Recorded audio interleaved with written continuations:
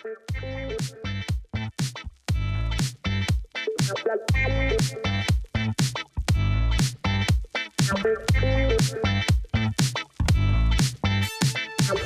and welcome to a brand new episode of Real Arsenal Talk with your hosts, as always, Stevie and Larry. Stevie, how's it going, my friend? Say hello to the people.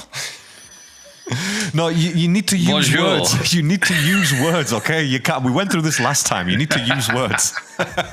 It's for all those watchers and viewers and whatever out there. Excellent. Very good, sir. Very good. How are you?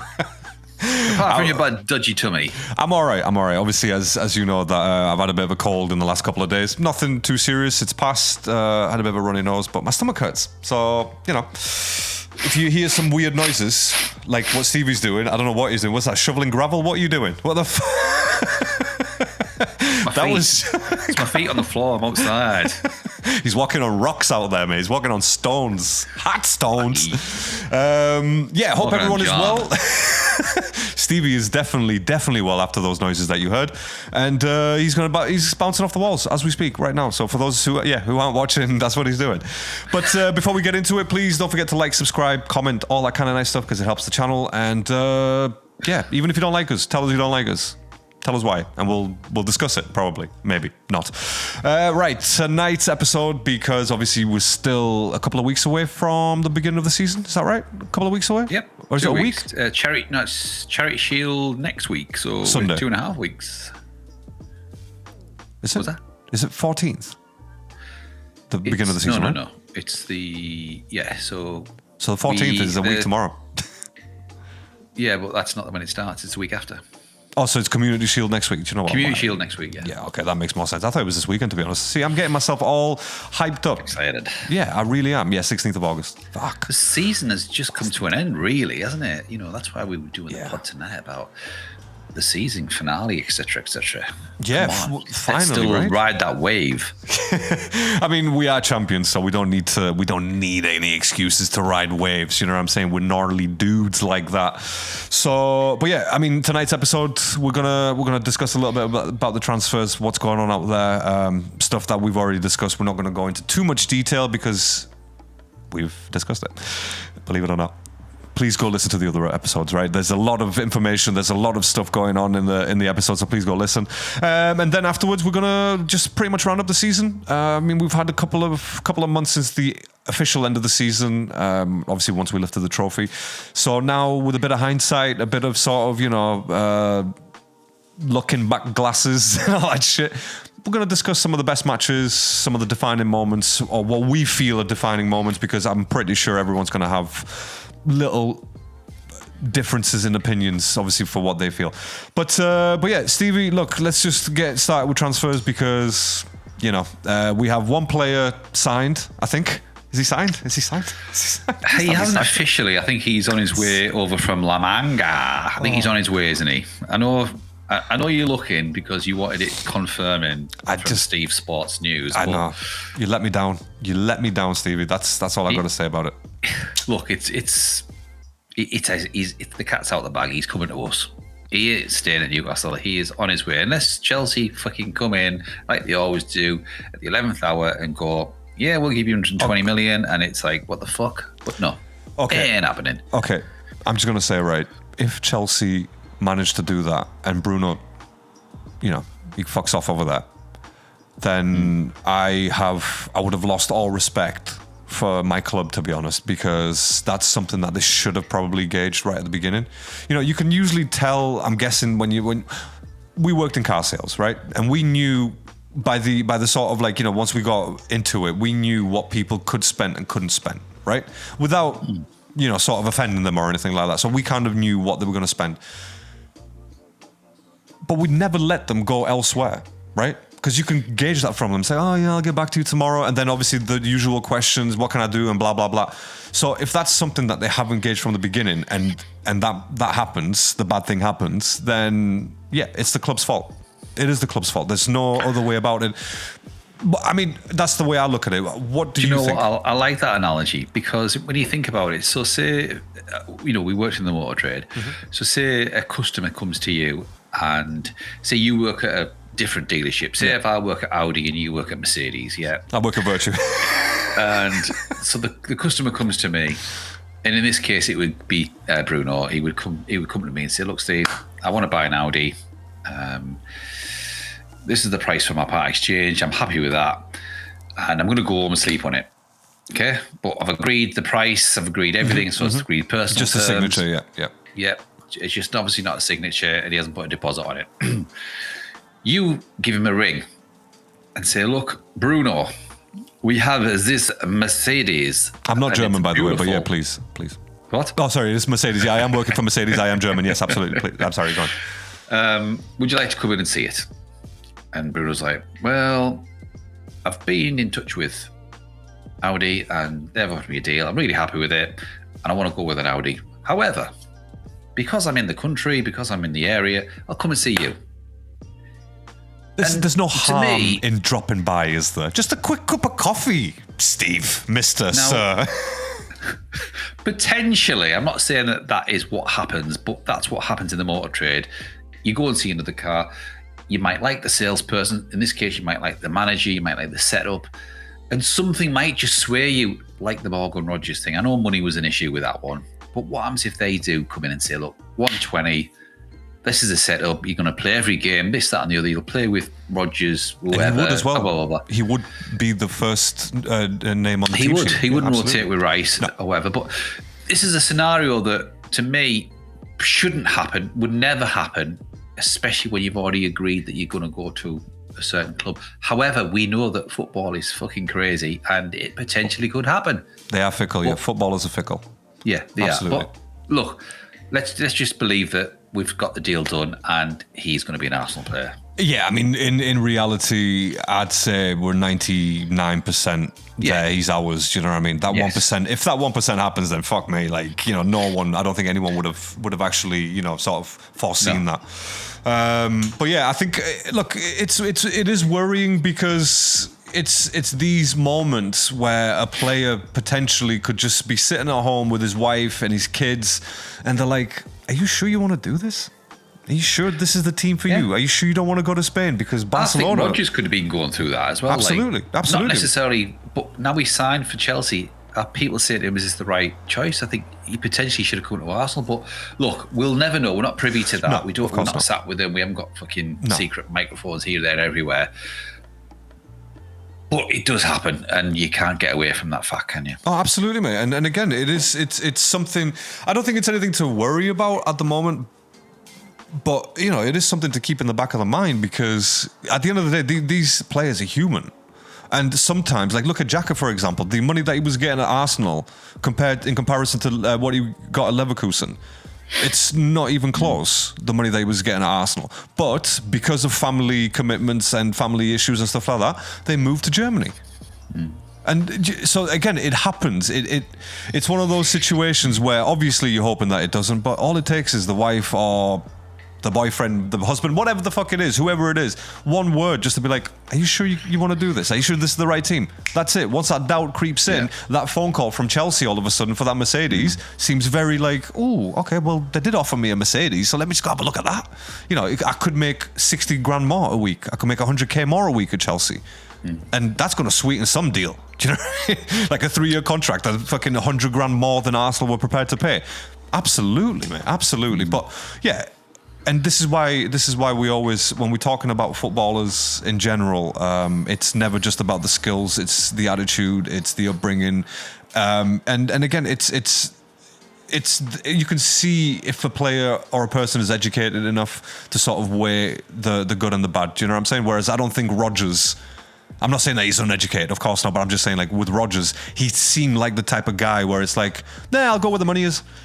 And that to me screams no loyalty. So I think we dodged the bullet there, to be honest with you, mate. I really think we dodged the bullet there. Quickly getting back to, I'm just looking on Sky Sports News there. Yeah, nothing. I've just had a look. Have you seen it yet? Yeah, it's just the one news that I didn't want to read, really, but it was inevitable. Yeah, but if you go a bit further down, sort of, obviously we knew Vinícius wouldn't be starting with, I think, like you say, it was Disneyland. But 29 minutes ago, he's undergoing his medical. Yeah. So we can safely say that he's coming to us basically.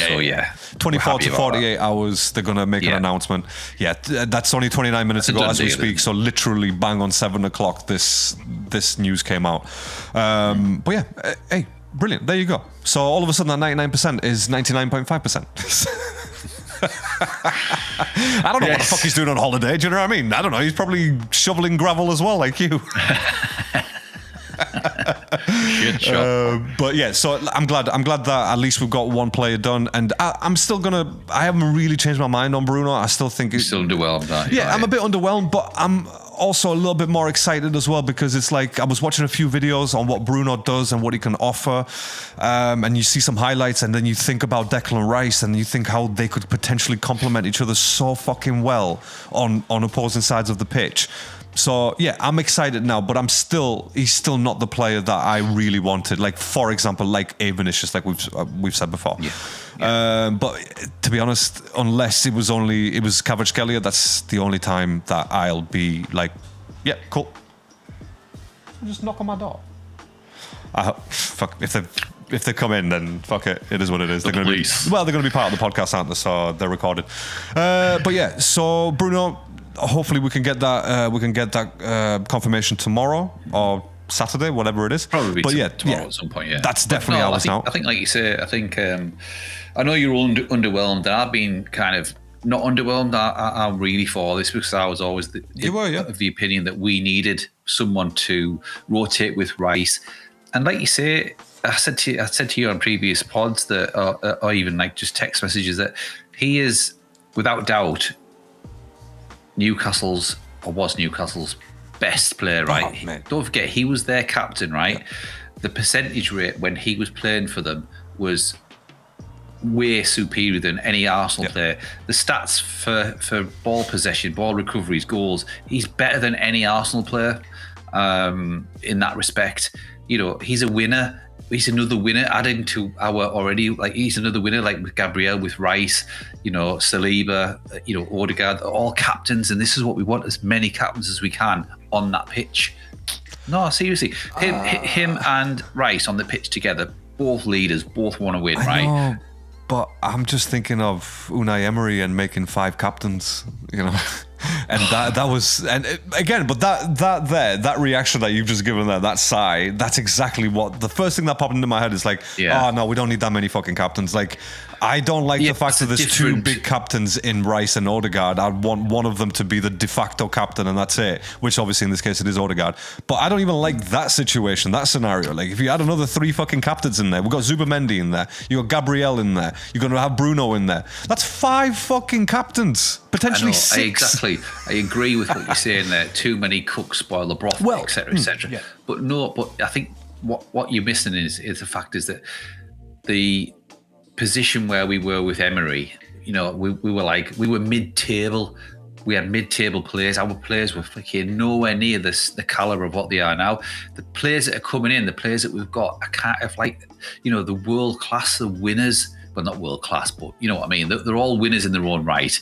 So the Rice, he transformed our team. David Ray transformed our team. Gabriel, leader. You know, the spine of our team is far superior. It's on a par with, you know, Manchester City's when they were dominating. You know, another 1 or 2 players, and we are there. Under Emery, I know what he's saying, and we don't want too many captains, but there were like fair weather captains. They weren't proper captains in the sense. No, of course. Do you know where I'm coming from? And I don't think someone like an Aubameyang, for example, or a Lacazette, they were the right captains. They weren't captain, no. It's like Odegaard's not really a captain, to be fair, but he is our captain. He is, yeah. I mean, he was, like I said, he's the de facto because he was there before Rice, technically.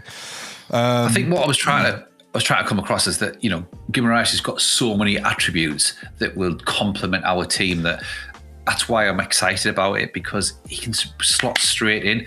And on the flip side of it, though, and I know we talked about obviously having a lot of players and stuff, I heard a rumour today about Alonso kind of like the Zubimendi, and I don't like this. I saw that. Yeah. You see that? Yeah, I don't like the fact that one of our players could potentially be linked to a rival. Now, if Zubimendi wants to go to Barcelona and we get another player to come in to sort of replace that, I'm all for that. I don't want to go to a direct rival even if Chelsea aren't currently a direct rival. No, but they've got potential to be. So the potential, and I don't like that because Zubimendi's now Premiership ready. He's had a full season. Yes, he tailed off a bit at the end of last season. I mean, look, sorry, can I just interrupt, right? And everyone says this. Oh, he tailed off. He did this. You need to understand, like, not you specifically, but people need to understand why he fell off or why he dropped in quality. He played every single fucking match, or almost every match, in a brand new season, in a brand new team, in a brand new country with brand new playing styles and brand new players around him. So, for me, Zubimendi was excellent last season. Whatever he did for however long he did it, he was brilliant. And I'm not going to use the last few weeks of the season, or last 2 months of the season, as a rod to beat him with. It's like, dude, that's fine. If, however, that happens again this season in the similar circumstances, like, let's say we have the cover and he doesn't need to play every single game and blah, blah, blah, but he still tails off at the end of the season, then yeah, it's a problem. But after one full season, I can't speak bad about him, to be honest. He was one of our better players last season. Hands down. I get that. Hands down he was. That. But this is the conundrum that Arteta's going to have. So you're bringing Guimarães in, who was kind of a cross between, in my opinion, Zubimendi and Rice. Mm-hmm. Can all three of them play together? They can't. Now, can they rotate effectively? I'm not sure whether Zubimendi plays better coming on as a sub. I think he kind of had, whether that's just his first season, like novelty sort of side of it. But I just think that Guimarães he's Premiership proven. He's coming in. He's not having to learn the way the Premiership works. Zubimendi has. Rice doesn't. Would it be? Who would you rather have? I personally would have Guimarães, and if he's going to have to sacrifice Zubimendi to go and then get like an attacking winger, I don't know, because obviously we've got Lewis Skelly. Even though we'll talk about Lewis Skelly in a bit, because I don't particularly think he had a great game, and I don't potentially think he's all that. That was a terrible match from Lewis Skelly. Yeah. I mean, just real quick whilst we're on it, right? Because I don't really want to talk about yesterday's match because it is a friendly. I don't really care about it. We lost 3-1 for people who don't know. But Lewis Skelly, especially in that first half, right? I'm not going to lie. He had some absolutely diabolical moments where it's like, dude, you've just kicked the guy. You have just kicked out. You lashed out at him because he did something to you. It's like, I'm sorry, but I know you're young, but you're not that young to not understand what the guy's doing, right? You can't do that. The fact that he was late on everything, especially when he came to actually, releasing the ball or actually going to defend, pressing players, he was so fucking slow. I'm sorry, that was not a good showing from Lewis Skelly, to be honest. And if I was just to watch this one match and then make a decision about his future Arsenal career, it's a fucking no, because that was terrible. But obviously, I understand in reality, it was only a friendly match. Of course, we're going to give players time. That's fine. But no, that was terrible. And I'm glad that you quickly on MLS. Now, he did have a decent end to the season, and he did, he played probably better than Zubimendi, to be fair. But at the same time, I don't see the consistency. I think that he'll have 3 or 4 good games and then 3 or 4 unbelievably shit games where you think, fucking hell, mate, why is he in the first team? Yeah. And I think him and Nwaneri, just quickly on Nwaneri as well, I think they're kind of losing the way a bit. And I don't know what it is. And this is going to be massive on Arteta this season, because Nwaneri getting linked with Leipzig, I think. And obviously Marcel Skelly was linked with Man United, but I don't know about you, but I'd sell him. I'd sell him. If someone said 60 million for Marcel Skelly now, I'd sell him. The reason if you're keeping Zubimendi, that is. Oh yeah, no, of course, yeah. Of course, you wouldn't just get rid of players. But I mean, even with that, selling Lewis Skelly, Lewis Skelly seems like the type of guy that will hold a grudge against Arsenal. He's like, well, fuck you guys. You know what I mean? I'm trying to give you everything, but now you've just sold me to these idiots. And that, he reminds me a little bit of Van Persie attitude. Do you know what I mean? Where it's like, if they're coming in for me, I'm going to go there because, they don't want me. I can get full minutes there, for example. And I can see him being an absolute nuisance against us. As it's always the case when former players play Arsenal. Yeah. They always score, they always make an impact. And Lewis Skelly has that sort of thing about him where I think just against us 2 matches in a season, he would be absolutely fucking Zidane level midfield. or like Busquets or some shit. But then for every other team, he'll just be shit. I can see Could go to that. Newcastle. That's even worse. Newcastle are like, wait, fuck it. You took our captain. We're going to take one of your young players, and I'm going to make sure that he's going to score against you. Yeah. Again, of course, this is just it's trivial stuff right now because He could end it's up like not gonna another happen. Willock, couldn't he? He could end up like another Willock, yeah, absolutely he could. Or Anyway. Eddie, or fucking Reece Nelson, or Smith Rowe, all of them who left. You could be like any of those. But to be fair, none of them have actually done anything against us. They haven't. No, they haven't. So anyway, if it's an option to keep, obviously, Lewis Skelly, and it's not a serious thing, Man United have come in or Chelsea have come in, then I'd keep Lewis Skelly, but I would not make him part of my first 11. That midfield role is going to be between Zubimendi, Bruno, and Declan Rice. Right. Obviously, Odegaard has got his own position, but we say that, but then Declan Rice can have a good match from Odegaard's position, and then you got Bruno on the other side, doing the same thing what Havertz was supposed to do. That left-sided number 8, for example. This guy's really good, man. Like, he can break down defenses. He can pass through balls for runners. Bruno, sorry. Oh yeah, Bruno. Sorry, yeah, my bad. Yeah, he's kind of like a. It's someone that we needed. 10 Thank you. I was just about to say, it's exactly what we needed on the left-hand side of the pitch, in that half space between, obviously, the wingers and the midfielder and the attacker. Sorry.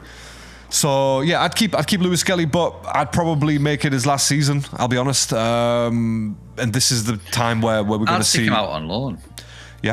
Yeah. I would send him and Nwaneri out. I mean, I know Nwaneri, if you can get some money for him now with a potential buyback clause, then if he becomes this world superstar, then that would be nonsensical to do that.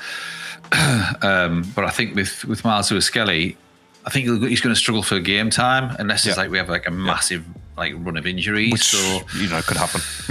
it could 100% happen. Yeah. We've got Calafiori that can play in midfield.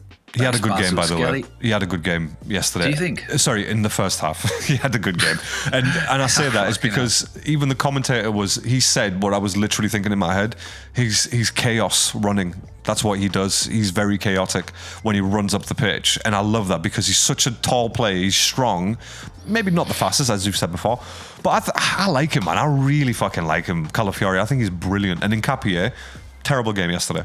It's probably one of the worst performances. Sorry, one of the worst performances, because we mentioned some players, but that was one of the worst performances I've ever seen from Nkapie. Really bad game. I think no one can actually hold their heads up. You're right. Let's move on from it. Fuck it. Move on from that. Fuck that match. Fucking horrible. Fuck that match. Where were we? So Bruno's going to join. Brilliant. And yeah, the addition itself, not even just to sort of take some pressure off Rice and stuff like that. Just when you think about the midfield and the spine, it looks brilliant. So yeah. Now, in terms of Nwaneri and Lewis Skelly, if you had to put a percentage on them leaving either on loan or permanently this season before the end of the window?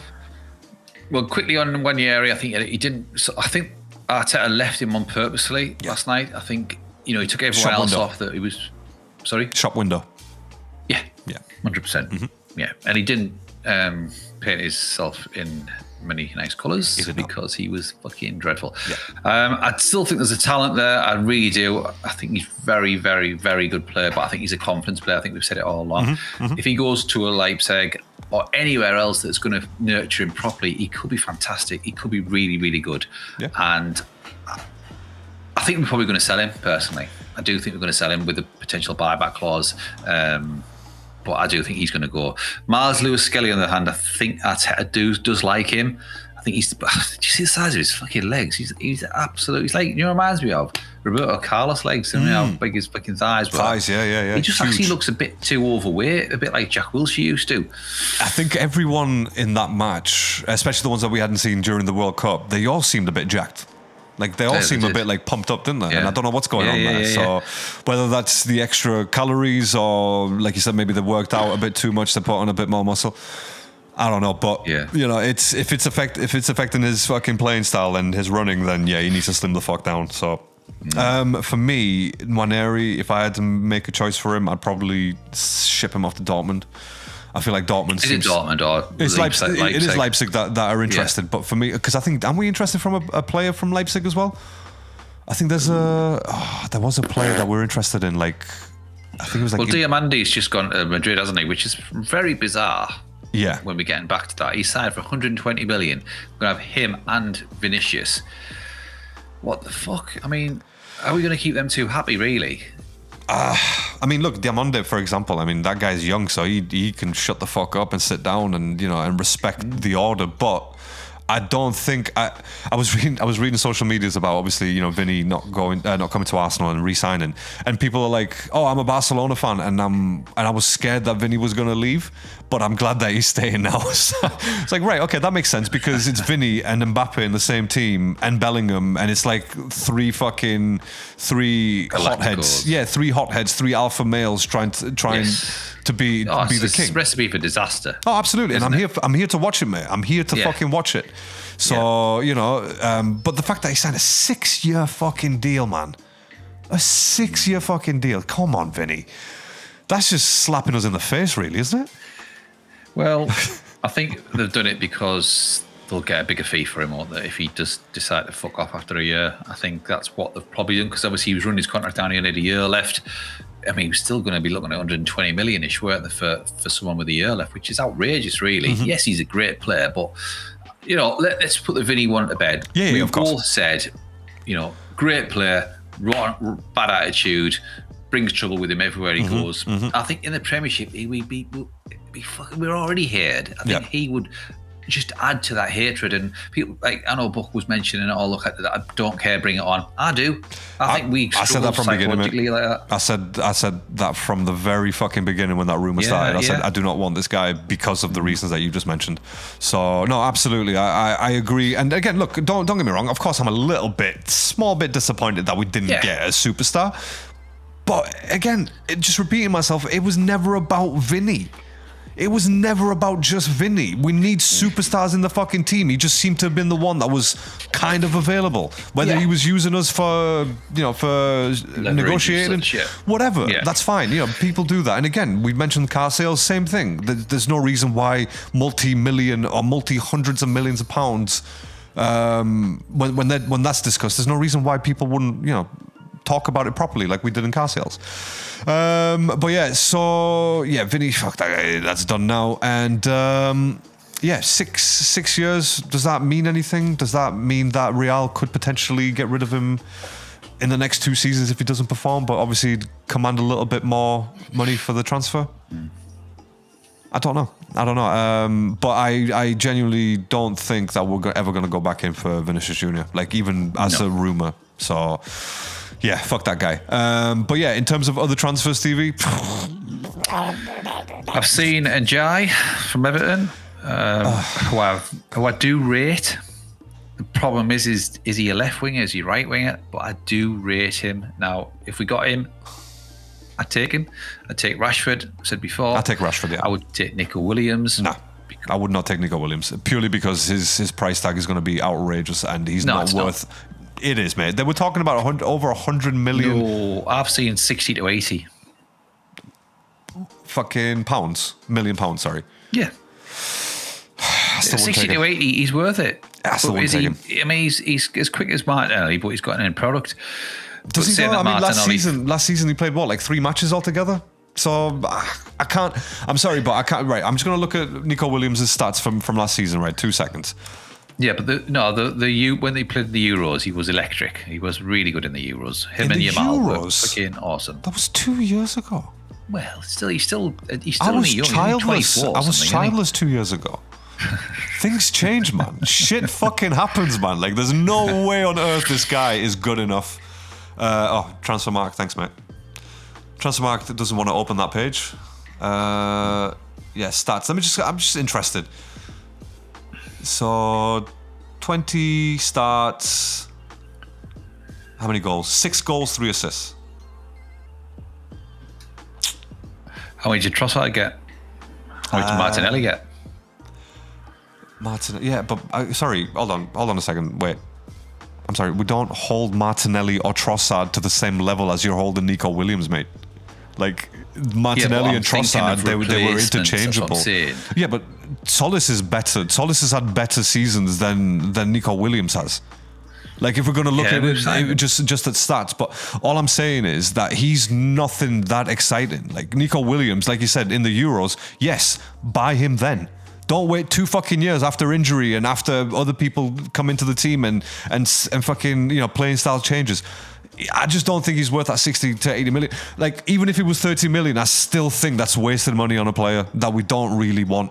Like, that's just my opinion. And again, if people are still looking at him with rose-tinted glasses because of the Euros, then fair enough. That's you know. Can how you think about see that the link would be there? He's Spanish. He sort of plays with Marino, with Zubimendi, with Raya. Do you know what I mean? That link is already there, which could sweeten it, make it a bit easy for him to adapt. I know what you're saying. He doesn't really. What I've seen of him, you know, even last season, like you say, it doesn't sort of set the world alight. But you never know. Arteta might get the better out of him. Who knows? Who knows? I mean, go on. Who else would you have? There's no one else. And in Alvarez, the Champions, he's the only one. And in the Champions League, by the way, 25-26. So last season, 2 starts, 0 goals, 0 assists out of 5 shots.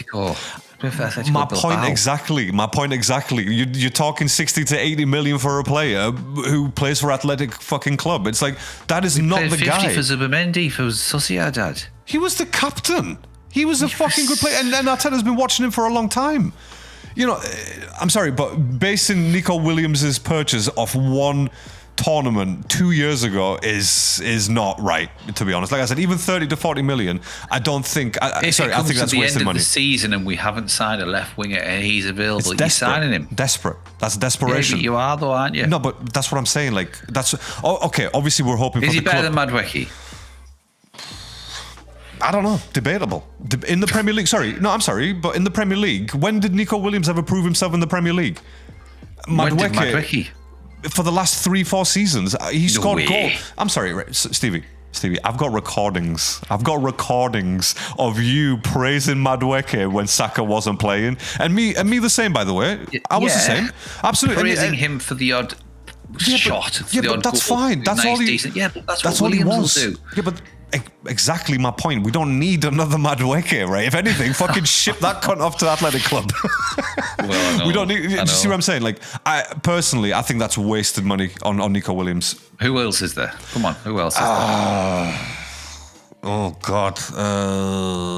There's only Rashford, who I would be happy with because he's Premiership proven and he had a great season with Barcelona. But Barcelona don't want him, so why don't they want him? They've signed fucking Gordon.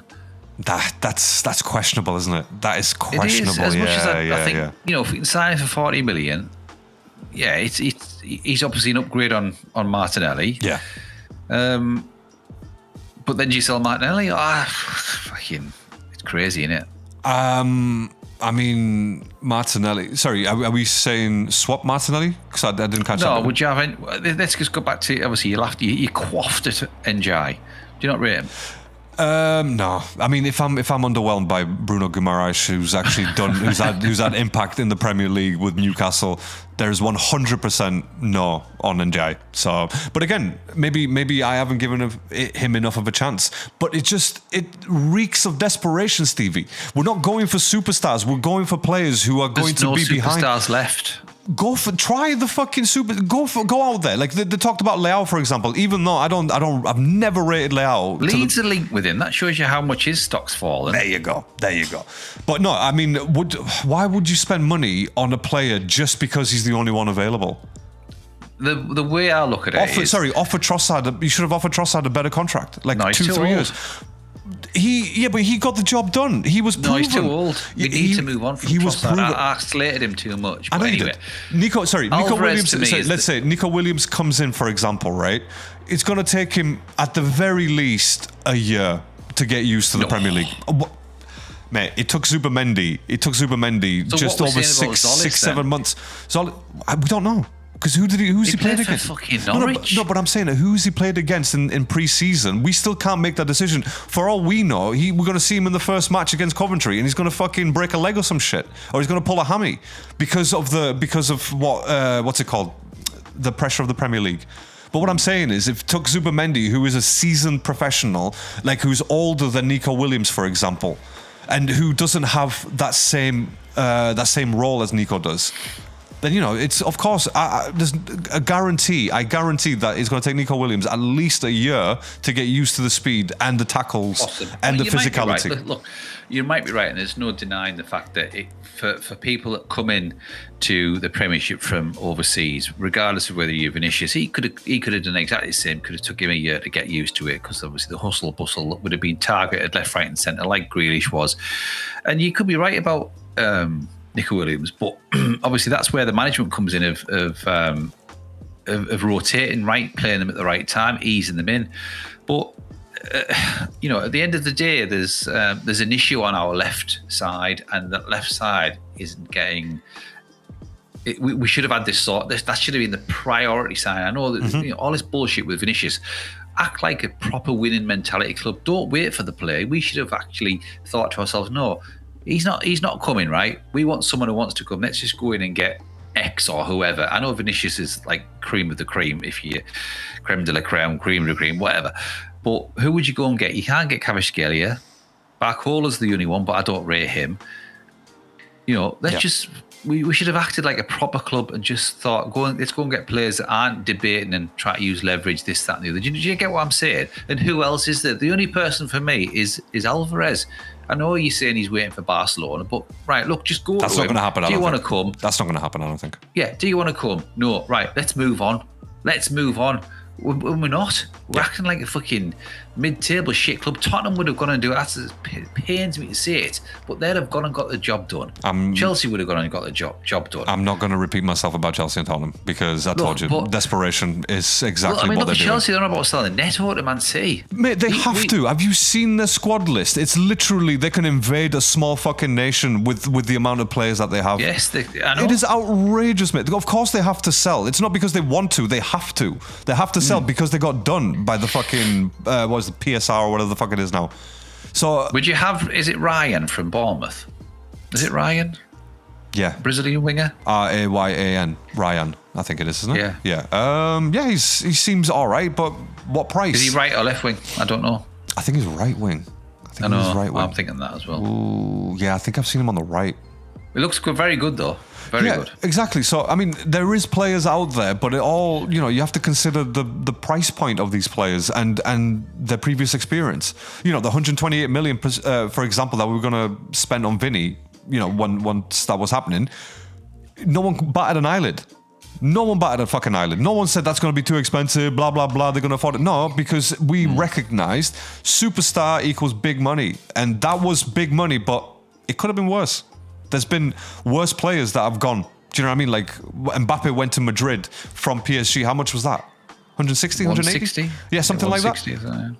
No La Liga, no fucking Champions League, no Copa del Rey. Yeah. Do you know what I mean? So it's...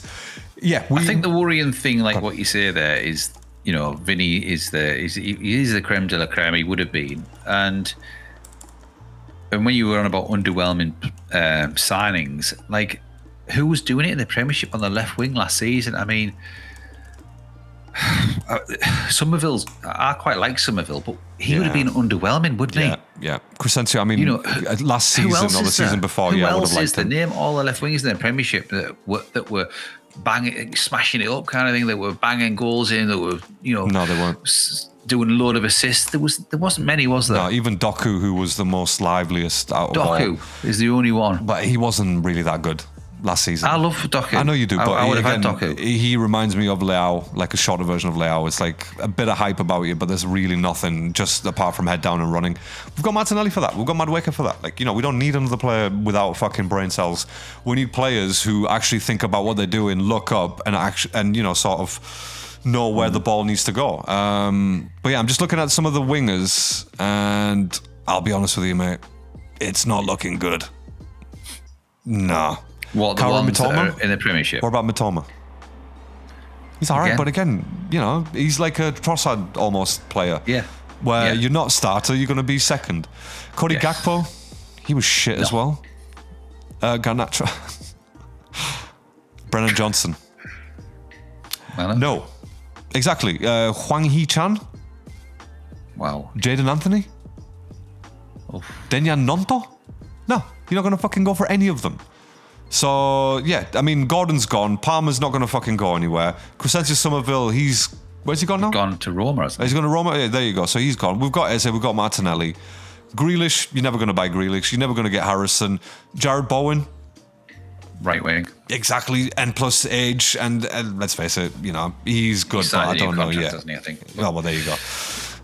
Trossard's gone. Neto's about to go. And then the Shade Mitoma. Like, again, Adingra, he's all right from Sunderland, but again, not proven enough. Who's the other one from Brighton?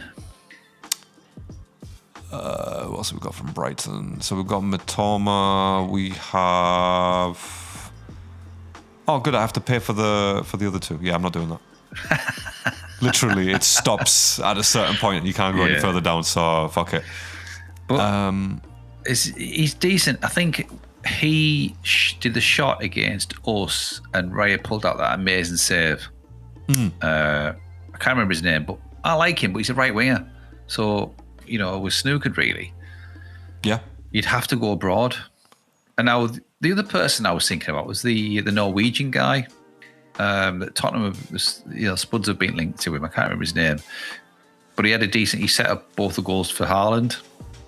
Oh, the guy from the left-hand side. Schuddelup or something like that. Yeah, Schuddelup. Yeah, shut the fuck up. Yeah, shut the fuck up. Yeah, all that shit. I quite like him. Yeah, he was all right. He was very good in the World Cup, to be honest. Yeah, he was. And there was Lukeman, wasn't there? Who seems to have sort of gone off the boil. Yeah, because we were linked with him for a long time. Right. Anyway, I'll tell you what. I'm looking at some of the stats right here in terms of because we've gone on 40 minutes, by the way. And we haven't even touched on anything. Real quick, all-time stats: Vinicius versus Saka, Premier League versus La Liga. 226 appearances from Saka versus 242 for Vinicius. Okay. Goals: 60 by Saka, 77 by Vinicius. Okay. Assists: 50 Saka, 41 Vinicius. Goal contribution, so goals and assists, 110 Saka, 118 Vinicius. Goals per match, 0.27 Saka, 0.32 Vinicius. Right? So, that to me says that because he plays for Real Madrid, that's why he's getting the hype that he's getting. Obviously, I'm not forgetting that he's won 2 Champions League with them. So, I think that's the difference realistically between Saka and Vinicius. Like the 2 Champions Leagues. I think looking into it though, I think if you scrutinise each goal, each contribution, and how important they were, because half of those goals for Saka or vice versa could have been less important, if you know what I mean. It's the important goals that matter and define world class to me, and define who would be better. Because everyone, like look at Kane for example, fucking scores millions of goals, but when it comes to it, he ain't that good in the main competitions. To me, so to put Kane in a world-class bracket, I don't really get it. I think he's a good striker, don't get me wrong, but he's not a world-class. He hasn't done anything world-class worthy, to be honest. Do you know what I mean? Like nothing, not a Euro, not a fucking Nations League, nothing, not a Champions League. So it's tough. It's tough because obviously people just see goals and like, oh yeah, fucking right, it's world-class. Well, world-class doesn't include just goals, because you can have defenders that are world-class, but does that mean they score goals? No. So, right, okay. We will move on from transfers and that little stats was just interesting because obviously people love to shit on Arsenal any chance they get, but then the stats themselves kind of say differently. And Vinícius Júnior's played more games and obviously scored more goals in the Champions League. Quickly round up the transfers. Yes. Is there any particular player you want apart from... we all want Kvaratskhelia. We all want fucking Vinícius. No, we don't. We don't. No, we don't at all. Someone like that. So who do you want? So because we've been linked with probably one of the top 3 in the world as such, there might be other players out there that we haven't. I'm sure there is. I'm sure there is, but who is anyone that springs to mind that you want? Our next world class signing, other than Alvarez, which I want personally, who else would you want? Like a world class. Honestly, or anyone, any player. I mean, there's only, like I've said, there's only one player that I want. Like, he's the only one for me in my mind that will make a difference and have a positive impact on our team for next season. I don't see anyone else falling into that category. We've been through them all. We've been through the Nico Williams, we've been through the Vinícius. And again, I rate Kvaratskhelia way higher than I do Vinícius. I just think the guy's work rate is unreal. So for me, personally, that is the only answer that I'm going to give you, because there is no other player that I want. Like, there isn't. We have enough good, very good, and potentially world-class players in our team as a squad. So, yeah, I don't... Like, for example, of course, if Mbappe became available and, we went in and we got him, fucking, I'm not going to cry about it. Of course, I'm going to be excited. Same as Bellingham. We've said this before. Same as Haaland. But those are the only players, really, that are going to make that difference. Obviously, Vinícius, we got excited because, we recognise his superstardom, his Galactico status. So, yeah, he could have changed the team. But anyone else, like you said, Nico Williams, Alvarez, I don't see them as impactful as the aforementioned players. What about you? Who's the one that you want then? Alvarez, isn't it? Yeah, it is. It's Alvarez, yeah. It's Alvarez. Of course it is. Yeah. Do you want a defender, by the way? Do you want another defender? Defender-wise... Would you have... there's talk about Konsa, isn't there? There's talk about a 60 million bid for him. Oh. Now, as much as he's okay, right, and as much as he's in England international, right, and he's got a very similar style to Saliba. He's not Saliba, obviously. But a player that used to play for us, and you've slated me for... You and Buck slated me a few times for saying this, but for someone that could stand in as a very, very good debutant, he plays for West Ham. Who was it? Because I think I remember... Mavropanos. Fuck me. I'm trying to get away from this fucking shit, and you're pulling us back into these players, man. Look, as a backup, yeah, I don't see any issues with it, to be honest. Because any defender that we potentially bring in, they're going to be backups. So I don't really have a major problem with that. Whoever we bring in, I've always liked Tomori from AC, and I don't understand why he's not rated in the UK, like in England. I don't know why he's not rated. Maybe it's because he went young from, I think it was Chelsea, Tomori. Yeah. I think it was Chelsea, and he went to Milan. So yeah, I think he's a good defender to bring in. But in terms of the only ones, if I had to choose one, and so on, yeah, there's only one player for me, and as there is for you. So, but let's keep manifesting and dreaming. So yeah, you never know. Look, fucking 31st of August rolls around, 11 p.m. or whatever it is, 10:59. Arteta's out there going, guys, let me present to you Kvaratskhelia, and it's like, what? I'm running to the stadium, mate. I am. Me too. Straight down. It'll take a bit long time, but I'll meet you there. I'll meet you at the train station. So, but yeah, right. Okay, let's move it on real quick. We're gonna have to, because we've gone on quite a bit, mate. We will fly through. We could always do it on the next pod if you wanted to. I mean, there's still no season yet, is there? So yeah, we need. Actually, do you know what? Let's push it, because we don't have anything else for next week unless something happens. Okay, we'll push it. But there is a couple of notes that I did make today that I did want to just have a quick chat with you about. Was the referee rules, the new ones? I don't know if you've... Okay. Have you seen any of these, by the way? I haven't, no. Okay. I know about the 6-second rule with the throw-ins and stuff. That's right, yeah. It's actually 5, believe it or not. I thought it was 6, but it was 5. Which is a bit like, fucking hell, that's a bit harsh. Fucked. Yeah, innit? Well, this is the reason why they did it, and I'm glad, to be honest, because I fucking hate time wasted. Get the fucking ball. You got 90 minutes plus whatever. That's it. That's the game. All right. Fuck all this strolling around. Anyway, so there's 6 rules that have sort of either been changed, amended, or introduced, and and to be honest, all of them, as a roundup, all of them are mainly to do with punishing players and teams, which is something that they never did last time. So for example, if a player goes down and receives treatment, that player has to step out for 60 seconds. So you can't just roll around on the field or drop to his knees or fucking sit down holding his shins or whatever. No, if you're going to go down, play stops, you go out for 60 seconds. It's kind of like a sin bin, basically. You go out for 60 seconds and then you come back on. And basically that starts once the match restarts. So once the ref goes, all right, cool, you're up, get out.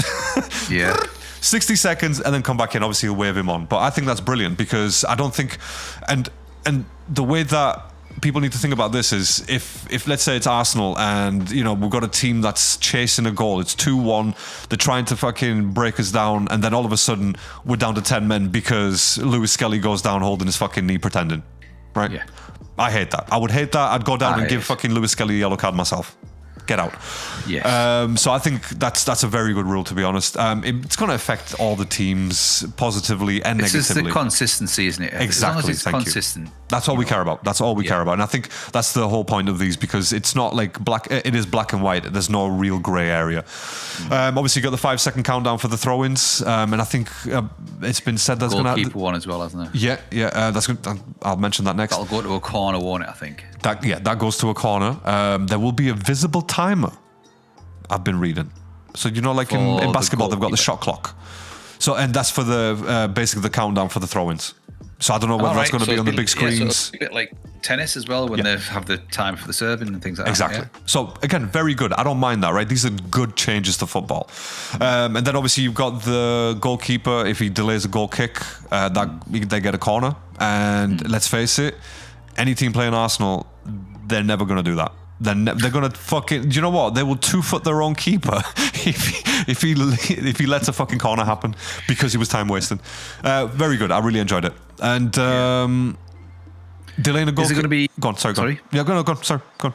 No. Is there another one? Is there another rule? Oh yeah. So basically, there's another one. Subs walking off the pitch. They've got a 10-second limit now.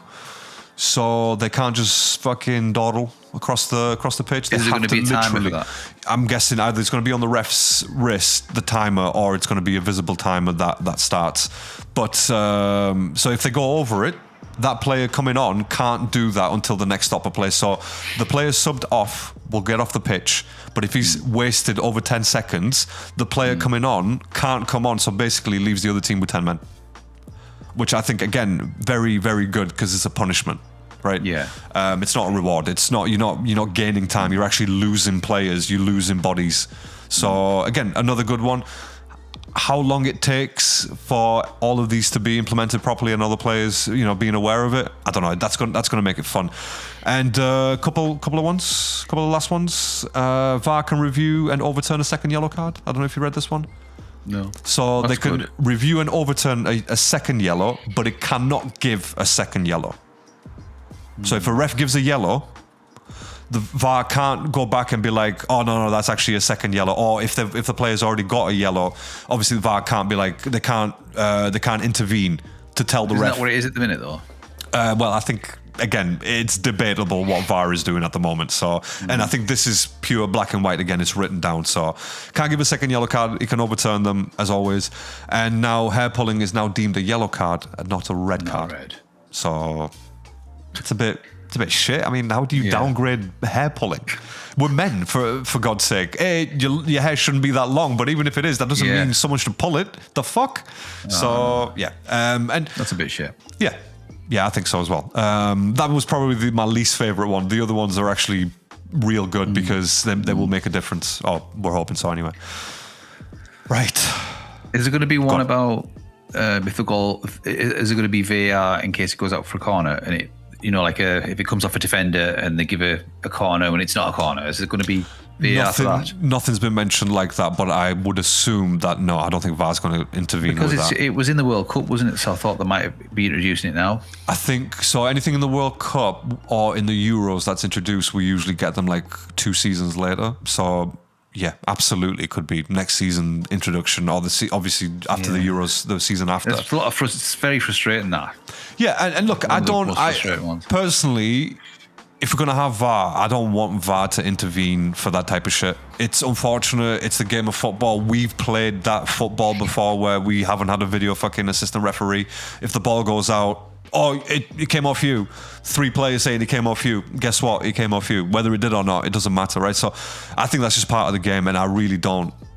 I hope, that VAR don't intervene for corner kicks and stuff like that. Unless obviously there's some malicious play or stopping or impeding the goalkeeper, blah blah blah. But I don't think that should be a rule, to be honest, because it just takes away from the freedom of the game. Which is fair. I mean, look. The thing is, this is what we say in the group as well, isn't it? Everyone has their own opinion on what the game of football should be, and for the majority of it, we're all the same. We're all agreeing with each other, but there is times where it's like, oh well, I wish there was this, I wish there was this. So, but yeah, that's fair. That's fair. And if it becomes a problem next season, or if we are negatively affected by it, then yeah, by all means, I'm going to be the first person to be like, Stevie, you're good, thank you.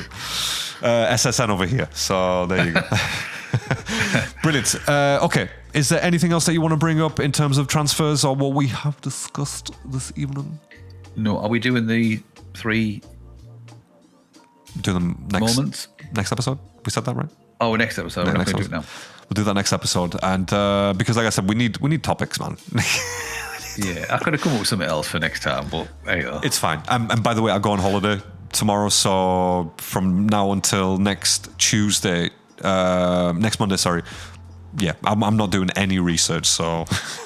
Well, have you done your research? I've done my research. I've got my research right here. Let's just do a quick one. Yeah? All right. Okay, let's do it. Let's just do it now. Because it only takes 10 minutes, won't it? I've got here the best 3 matches in the PL. So obviously, I'm guessing this is only for Arsenal rather than overall Premier League, right? What I thought we could do is, so going sort of in third place, the game you enjoyed, for why you enjoyed it, and for what it meant for obviously the team, etc., if you want to do it that way, and then go to your number 1. Yeah. So your third place. I mean, I did not know I had to write an essay about this. I'll be honest with you. You just tell me what was your third most favourite game and a bit about it. That's all. And I'll tell you mine. I'm gonna go for the loss to United. And the reason I'm going to say that is because it was a very good match. It was 3-2 in the end. Obviously, they scored right at the fucking death of it. It was a really enjoyable match. And on that alone, I'd place it third. And again, it's third because we lost. If we'd won that match, it would have probably been first, no doubt. But we lost. And I think that was a defining moment. Because when did we even play Man United? Was it March? I think it was March. Yeah, it was March, wasn't it? Because I think that was one of the last matches where we lost, and then we started winning. April. We lost Bournemouth at home, didn't we? Was it Bournemouth afterwards? Oh, fucking hell, yeah, shit. In that case, I just enjoyed it because it was a good match, and I got really frustrated because they scored right at the fucking death of it. So, yes. Second. No. Oh, go on. Sorry. Go on. Oh, yeah. Go on, my bad. You're gone. I agree with you about the Man United game, actually, because I was going to put that in because it was a defining moment as well. Only down to the fact that we lost. It was a great game. We went 1-0 up. We went 1-1, 2-1, 2-2. Then they obviously got the winner. Great goal by Cunha. But for me, in third place, I was going to go for the Newcastle game. Just basically I think what stood out for me was the fact is that the history that surrounds this game, this fixture all the time, and it's always probably going to be now. I think the final score was 2-1, I believe. Mm-hmm. With 90, I think Gabriel got the win in the 96th minute, I believe. Yep. And I think the history of the game. Even Bruno against I can't remember the player that he was fucking dirty as fuck the season before. Mm-hmm. He was fouling our players left, right, and centre. It was even the goal that never was. When Joe Linton scored and he pushed Gabriel in the back, the ball that went out of play. Yeah. It just had everything, and for us to get the winner in a 96th minute, I just thought that was kind of a defining moment. I know it was quite early on in the season, but it was. I think it was about the 5th or 6th game, wasn't it? I think. Stevie, 2 seconds, mate. Yeah. Did you hear that? Was it like a bang? Hold on. Yeah. So Larry is now becoming a policeman, and he's going to check his door because he thinks probably someone's breaking in. But who knows? He's back now. He's got a baseball bat in his hand. Yes, and he's now got blood coming down his face. And he is back. Not gonna lie, that was so random. It genuinely sounded like someone sneezed in my house. Like a proper... like, the fuck? Maybe. Are you in a flat or an apartment? Yeah, I mean, see the door behind there? Yeah. Like, not this one, that one over there. That's the toilet, and there's the window that faces their toilet window. So I'm guessing he's probably choking himself out or some shit. I don't fucking know. David Carradine type shit. Just talking about Newcastle again. Fuck him. Yeah, and by the way, that was going to be one for my list as well. That was going to be my second place. And I think that game as well, what stood out was there was so much controversial in every aspect of it. I mean, even the Pope when he fouled Gyökeres, I think was it, and it wasn't the penalty that never was. Everyone was crying out, and I just felt because it was. I think the first 6 games or first 8 games were really difficult, and everyone was writing us off. And that to me just was like, look, we've got a chance this year. We've come to Newcastle, one of our great rivals historically, and we did it, and it was the manner in which we did it in the last minute against all the odds, really. Yeah. Horrible game. Man Terrible. City go there, Liverpool go there, and the atmosphere is shit. Yeah. They always seem to raise their game against us. That's fine. It, reason. So it goes to show that we have history. We have history, so that's why they do that. Yeah. And third real quick, for me, real quick on that Newcastle match as well. I mean, it was, I think Walter Mada scored first in the first half. And then obviously Gabby did it right at the end. But yeah, it was so much controversy for that whole match. But again, like you said, it's Newcastle. That's what we do against Newcastle. And another defining reason, or why you put it in this category, is because we'd lost 3 times previously at St James Park. So we could have gone for a 4th consecutive loss. But we didn't, so that was good. But yeah, and then up the Carabao Cup the year before. They did at our place, so it's kind of there's a lot of history with us, basically. There is. I mean, that was going to be my number 2, but I'm going to change it. I'm going to put my number 2, the City match, the first City match. 1-1, yeah. Martinelli comes on. Obviously, they're winning 1-0. Martinelli comes on, and he does what he does best against City, and he lobs the keeper. And we managed to snatch a point, and I think that was very important in terms of defining our season, because they were our closest rivals at the end. So I think if we'd lost that match, maybe it would have ended up differently at the end of the season. But I could also say the loss to City in March. April. Was it April? Beginning of April. Yeah, because we lost. 19th. No, it was the 19th, wasn't it? I think. Of April. Yeah. So we lost to City, but that was a defining moment, because after that match, then obviously we went on to actually do what we needed to do. But yeah, so that I'm going to put the first City match purely because Martinelli came on and he salvaged the point. Nice ball through, wasn't it? To him, yeah. From the right to the left, and then Martinelli fucking did one. But I just and I like the fact that Donnarumma got chipped. So yes, Dumbo. Yeah. It was one of mine that I considered. I did like that. It was kind of not a season defining one, but it was a nice way to come back and obviously not get beat, which sometimes it's always good not to lose against your rivals, and especially at home. I think in hindsight, it became a defining moment. But again, there was many others, of course there was. Right, Stevie, give us your number 2. So for me, my game in second place was the Everton game at home. Oh, now, okay. The one where we won 2-0. Yes, yeah. So for me, I think there was a lot of instances in that game, and I've re-looked through like the game and I've looked through the synopsis of it, and there's a lot of things that happen in that game that you completely forgot about. I mean, McNeil, he hit the woodwork at 0-0. Yeah. It could have changed the whole complexion of the game and the trajectory, because we were dominating, and then he broke away and hit the woodwork, and we were like, fucking hell, that could have been it. They'd have been sitting back. Could we have brought them down?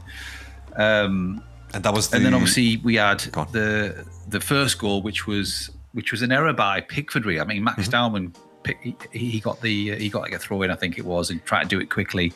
And Pickford, I mean, I don't rate Pickford, and when I look back at his season that he had, I mean, it was an error by Pickford where I think Dowman crossed it in. Pickford flapped at it, missed it, hit Nkapie, and then fell to Gyökeres, and he just tapped it in. Everyone was like, "Oh, it's offside." But when you look back, there was so many incidences. Havertz got fouled in the box, and then we never got given that. It was supposed to be in the penalty. He got stood on. I don't know who it was, and you just think to yourself, well, is it going to all go against us?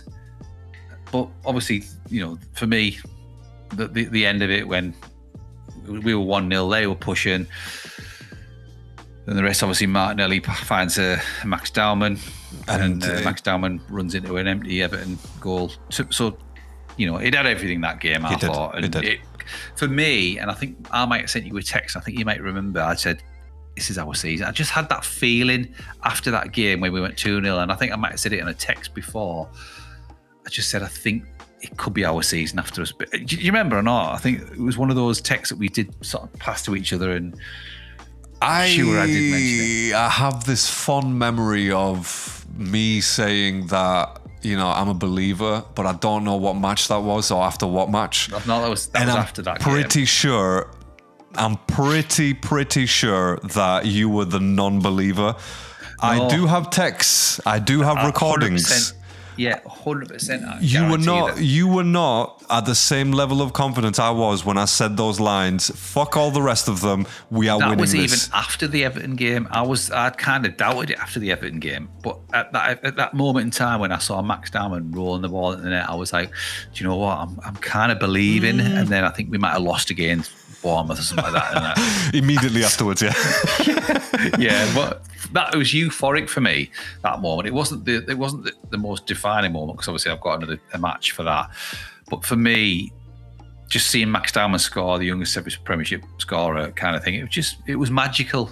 It was really magical for me, and everything that went with it, and it was great. Anyway, yeah, no, that's fair. And number one, Stevie, I'll let you do. One for you. Yeah, I'll let you go first. For me. Go first. You haven't done one. I know, but you do it now, and then I'll give you my number one. Okay. So number one for me is the West Ham game. What? No, do you know what? No, I'm going first, right? For me, it's... I'm just kidding. I was going to word it differently. I was going to say after review and then drop in the line. Well, you should have. But no, it's fine. That would have been perfect. I'm going to agree with you on that. I'm not changing it. I'm not changing my season defining. That is the moment. So yeah, there's quite a lot happened in this game, and if you let me just kind of explain, you'll see why I did this one. So if you remember, obviously, I think White got injured in the first half, I believe. Can you remember? White got injured anyway. Yeah, go on. And Arteta put Rice at right back. And everyone was like, for fuck's sake. And he put Rice at right back, yeah. Yep, he did, yeah. Mavropanos, I think he had one of his best ever games. I think he had 2 clearances from Calafiori, if you remember. There was one header going in. I remember this match now because I remember that I was watching the racing. I was actually at Brands Hatch watching BTCC. Yes. That's why I'm having trouble, but I'll always remember that after review. Yeah, okay, sorry, go on. And I remember saying to you, we're just basically, unbelievable amounts of attempts at goal, and Mavropanos was having the game of his life. And obviously Rice going to right back, Zubimendi coming on, and it was just kind of like, what the fuck, Arteta, what are you doing? And then he realised at half time that he'd fucked massively up, and he took Zubimendi off, so he subbed to sub, and he took Calafiori off and put what did he put Calafiori at left back? He put Calafiori left back, yeah. Calafiori at left back, and then put Mosquera at right back, didn't he? I think, and brought Zubimendi off and put Rice back in the middle, and that's what happened. And obviously, and the other controversial, fucking hell, I can't believe you missed it. And when Fernandes was through 1-on-1, and I think time stood still for every Arsenal fan that was watching it, including me, and I couldn't believe it. I was watching it thinking, oh my god, this is it.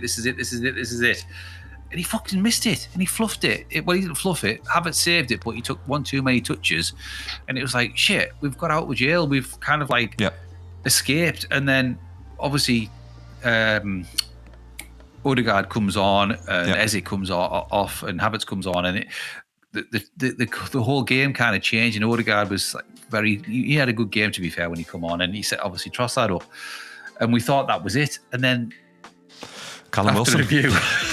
Yeah. Those words will never actually mean so much to me now, ever after that, because that to me was just like such a relief. I think millions and millions of Arsenal fans around the world watching that would have been fucking the life drained out of them. It was just like, I was in the car with my mate driving back when the match was finishing, and I was literally just refreshing flash scores as much as I could. Like, come on. Oh my god, what do you mean it's 1-1? Oh my god, Callum Wilson scored. Yeah. Oh, fucking hell, is this allowed? I remember that. Now it's coming back to me. I was in the car and we were having this conversation. I think you need to rewatch that game just for the euphoria. I think so. I think so, mate. I think so because it's one of the matches that I missed, and I know I shouldn't really have missed because it was coming up to the end. But shit, I went to go see racing, man. I love racing as well, so I have to share my love between the sports. But I think for me as well, that's number one for the reasons that you said. But after review, that was the best. And then obviously what made it even worse was the fact that 95th minute, Callum Wilson scores, disallowed. Yeah. I don't know, I can't remember. It was a bit dodgy, wasn't it, the disallowed goal? They were saying it was 2 fouls, which looking back on it, you can see why. I think someone had all, I don't know who it might be Mavropanos or someone had all of Raya's hands and he couldn't jump. And would we have got it in any other season? Probably not. If it was against us, would we have been? I mean, I think White did it against a keeper a couple of seasons ago where he had hold of the keeper's hand. It was a United got disallowed. Keeper, it was Sanchez, sorry, it was Robert Sanchez. Yeah, it got disallowed, and you think, and he was guilty for that. So yeah, because he kept pulling him, didn't he? Yeah, bastard. Thanks, Ben. Go on. Yes. So I think it probably was. I mean, there's a lot going on. Yeah, there was a lot going on, and I agree. Yeah, it was amazing. I think those again. There's many other defining moments. Like for example, well, I said defining. There was many brilliant moments, like Eze's hat trick against Spurs. There was that save against Chelsea. I think they went down to 10 men, and then Garnacho takes a shot. David Raya kept. He did a double save, and that was that's a defining moment. That was something that I had Brighton on the list. Game, the save from whatever he's called. Oh, what the fuck is the keeper called in Brighton? Fuck knows. Who cares? No, the striker for the winger. I can't remember his name. Was it Minter? Minter, that's him. Yeah. Okay, there you go. So you remembered him from earlier on in the episode. Yes. And you'd have him, would you? I would, but he's a right winger. I would have had him instead of Madueke, but fuck now. We've got that. Yeah, fuck that guy. Don't mention it. And the last sort of moment that I really, really loved, it was after we'd won, but it was the commentator screaming, when we lifted the trophy and, the guns or whatever the fuck he said. Yes, I like that. That was such a good moment, and I put that on the best moments rather than defining, but because we'd already won, so fucking who cares? But there you go. Final moment of the season then for me was obviously getting to the Champions League final and almost doing it. We haven't been at the final for 20 odd years. Yeah. Same with the Premiership, and it was it proved that we can mix it, and we should be up there, and hopefully we can go one better this year. Yeah, I hope so as well, man. I really hope so. But it remains to be seen. Let's hope we get some good players coming in, and again, players that we can actually use to the full potential, rather than you're good, but I'm Arteta, so I'm going to change the way you play. That's one thing that we definitely don't want, but remains to be seen. Cool. Right, Stevie, we will leave it there, my friend, because as always, we go over an hour. That's what we do now. It's just natural. And for everyone out there listening, thank you so much for being here. As always, like, subscribe, comment, follow, heart, whatever you want to do, just do it.